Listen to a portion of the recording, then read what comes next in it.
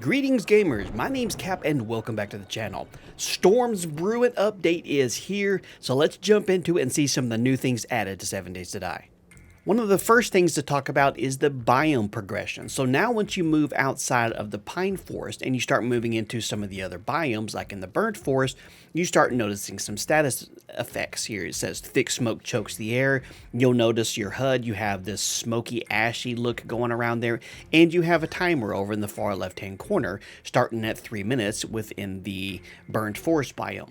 After the countdown expires, you'll start getting a different kind of message saying you are suffocating, and the screen effects get worse, gets a little bit blurry, there's a whole lot more smoke, your guy coughs and sputters around a whole lot, and your only option is to get back out of the biome and get back to safety over here.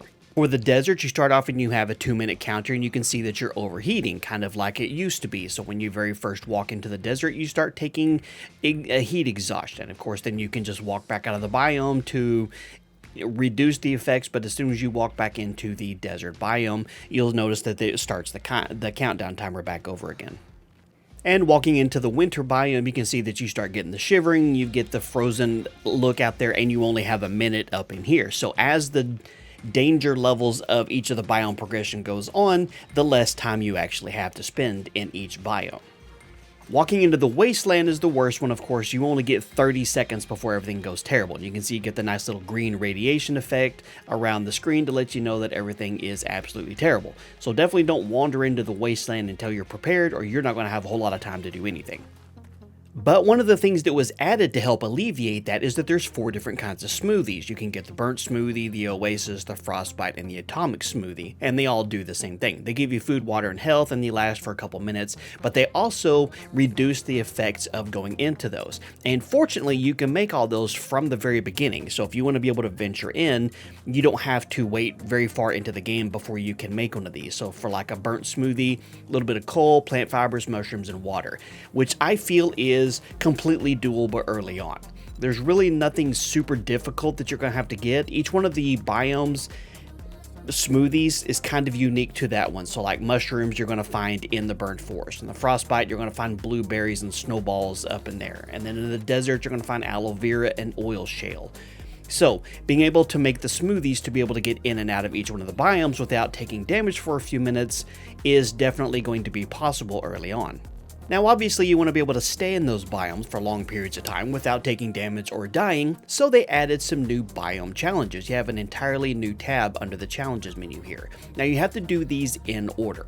So for instance, for the burnt forest survival challenge, wear any non-primitive armor, harvest some mushrooms, craft a burnt smoothie, harvest some nitrate powder, kill some burnt zombies, loot any container while in the burnt forest, and then survive 20 minutes in the forest. Now this isn't 20 minutes all at one time, it's collective. So you can run in, hang out for a couple minutes, run back out, run back in, hang out for a couple minutes.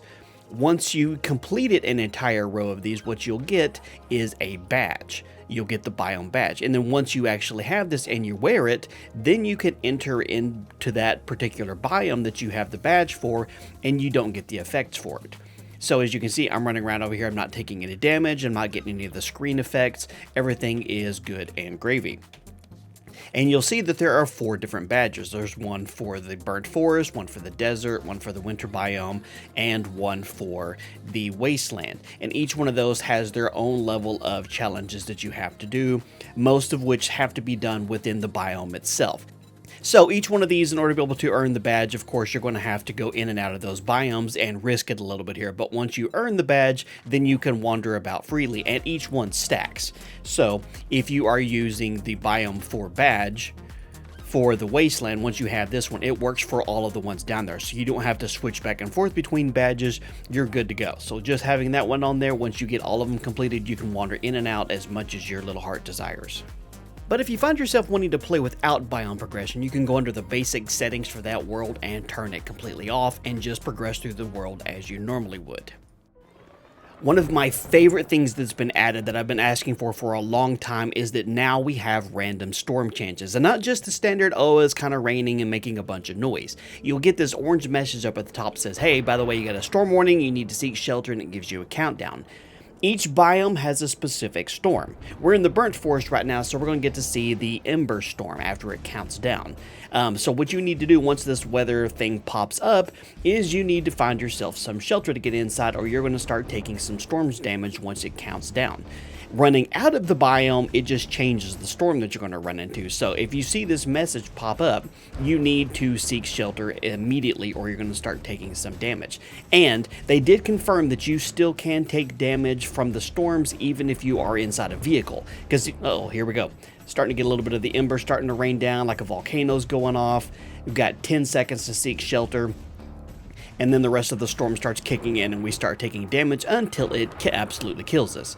But with the vehicles, you can take damage while you're in the vehicles, obviously, because the motorcycle, the bike, all that stuff, you're not inside anything anyway. Now, the 4x4 could be argued one way or another, but it doesn't have windows on it or anything. So after you get the last message there, it says seek shelter now, then you can see the countdown on the left is happening, and then every 5 seconds after that you start taking damage. So you have this kick-ass little ember storm here in the burnt forest.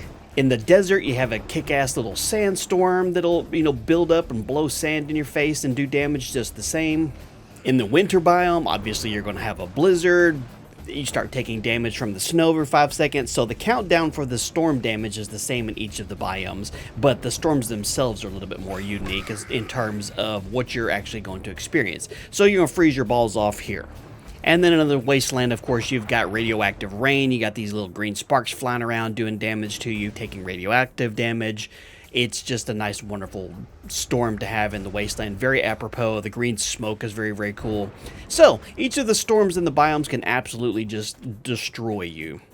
And like with Biome Progression, if you don't want the storm frequencies on, you can completely turn it off. It's under the same tab. You can set it all the way down to 0 to completely turn it off, or you can crank it all the way up to 500% to make it a whole lot more frequent. So you can kind of adjust it however you want to play with it, or completely turn it off if you don't want to deal with it.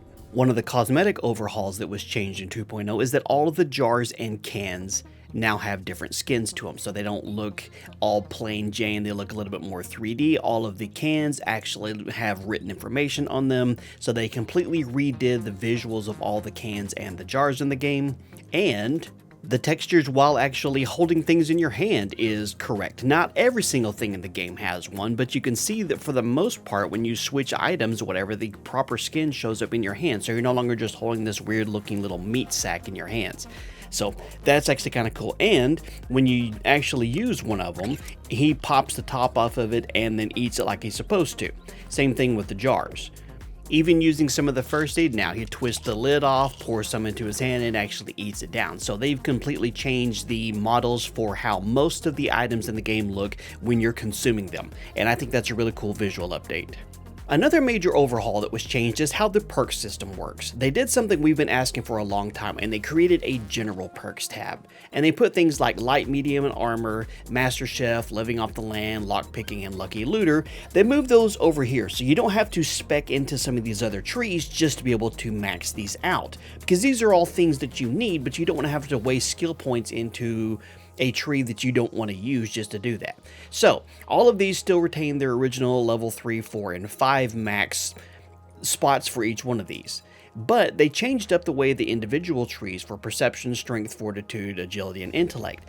Now each one of the perks underneath of these skill trees has a level 5 all the way up, so if you want to max out one of these, it takes a little bit more effort. And one of the things they added is that each one of the trees has a mastery that you can work towards as well. And that mastery for that particular skill tree will give you useful things for each one of the levels that's there. Now, of course, to max it out, you start off needing level 6, 7, 8, 9, and 10 for each one of these. But we're not going to go into great detail of each one of those, but you can kind of see just from here what some of those are. Like, the level 1 here, you harvest dukes and cash from cushion seats, beds, shopping, blah, blah, blah. Harvest steel from cars and gun safes. Spear and rifle primary attacks cause bleeding damage. Sprinting power attacks with spears deal 25% more damage. Rifle shots deal 50% more damage, and that's just for the perception mastery. For instance, under strength mastery, critical injuries heal 100% faster when holding a mining tool. How freaking awesome is that? Switch over to a pickaxe and your critical injuries heal 100% faster. 5% chance to gain scrap brass when harvesting ore blocks. Mining tools like pickaxes and shovels deal more damage to zombies when used in combat. Headshots with clubs and sledgehammers deal an additional 50% chance damage. I mean, that's just fantastic. And then kills with strength-based weapons give 50% damage resistance for 10 seconds. So that's just really good stuff. But something they also changed, for instance, with Pack Mule.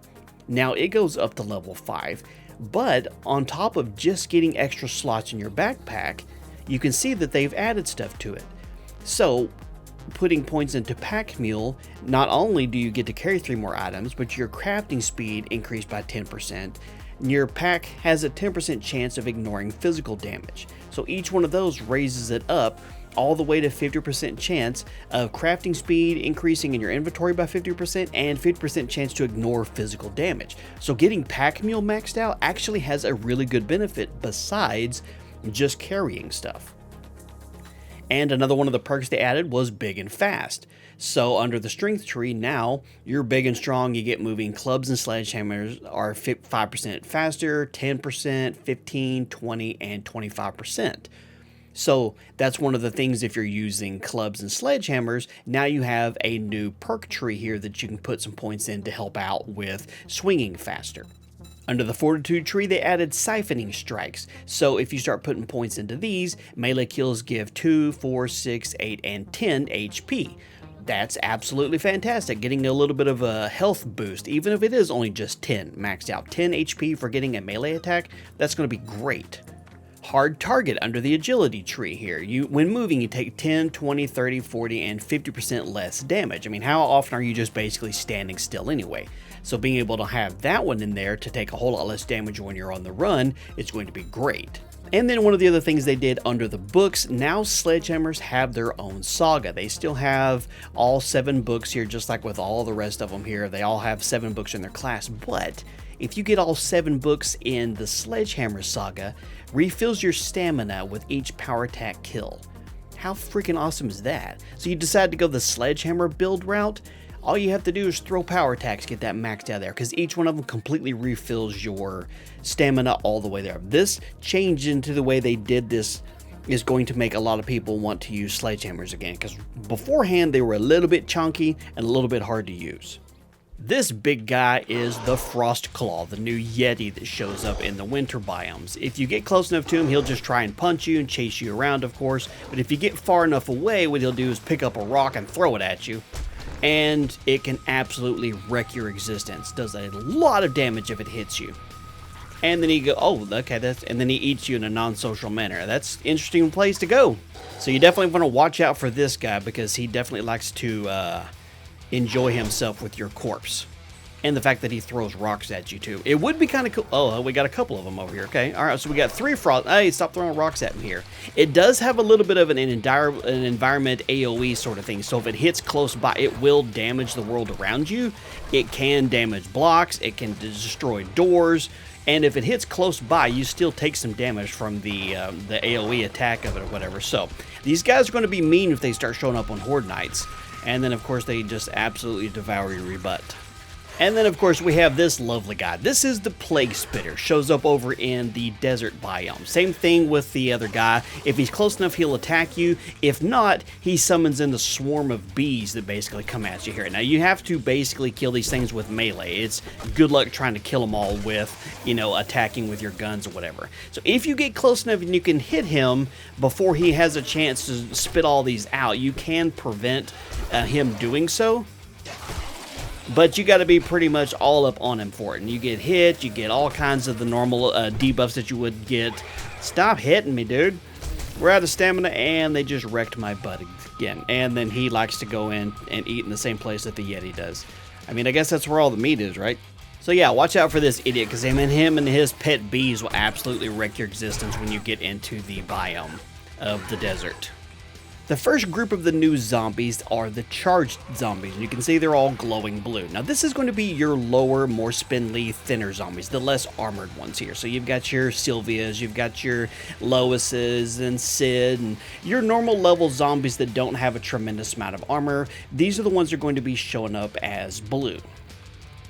The tier up from that, as they glow orange, this is the infernal group of zombies here. And you can see this is going to be mostly your heavier hitters. You got your soldiers, you got Frank the bowler, we've got cops, big mamas in the group over there.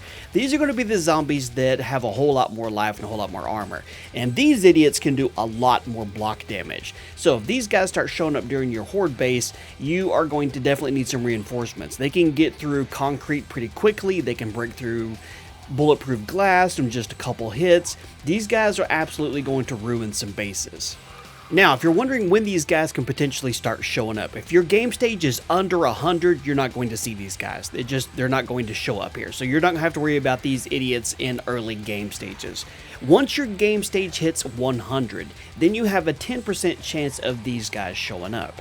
At game stage 200, you have a 25% chance of these guys showing up. Game stage 300, it's 50%, and then at game stage 1500, way up there, these are all that you're going to see. 100% of zombies are going to be one of these, either charged or infernal. And some of the special zombies, like Blobby, the spitter mutated guy here, the Frost Claw, the Death Plague Spitter, guys like that can be either one, so you'll get some blue guys and some orange guys from both of those. This only just scratches the surface of the changes being made in 2.0. There's well over 150 new POIs to be found. There's new larger tier 5 POIs to be found. Trees and foliage have been updated so they fit more naturally in the world, and they load better and use better resource management so they actually just look and perform better.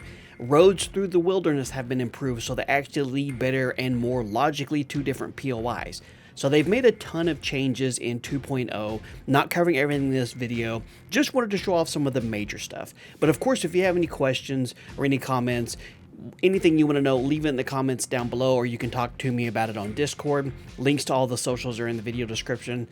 And that'll be about it. So you guys get ready for 2.0. Got a brand new series starting. Hope you guys enjoyed the video. Leave a like if you did. Subscribe if you're brand new to the channel so you don't miss out on future videos. You guys have a wonderful day, and I'll talk to you later.